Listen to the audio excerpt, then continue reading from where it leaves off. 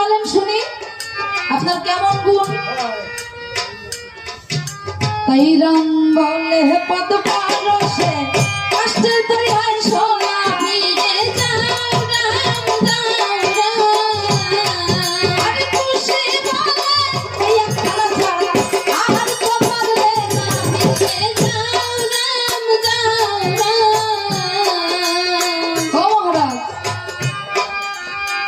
আপনার পদপরশে কষ্টের তরি যদি শোনা হয় তা ওই মাধব পাটনের একখানা তরি ছাড়া আর কারো তরি তো শোনা করতে পারলেন না।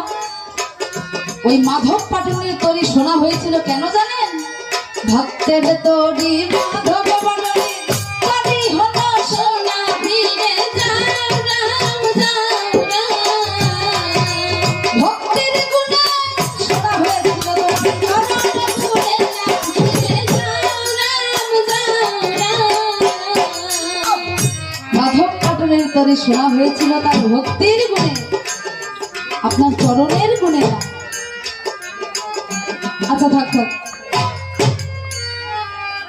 আমার বীরত্বের কথা গুণের কথা কিছুই তোমাদের জানতে হবে না। তা বালক দাই, একটা কথা বলো তো, তোমাদের পিতৃ পরিচয় কি? তোমাদের পিতার নাম কি? বলে মহারাজ, আমাদের পিতার নাম শুনতে গেলে আপনাকে স্নান করে আসতে হবে। কেন? তোমাদের পিতা কে এমন যে নাম শুনতে গেলে স্নান করে আসতে হবে? তাহলে শুনুন মহারাজ, আমাদের পিতার নাম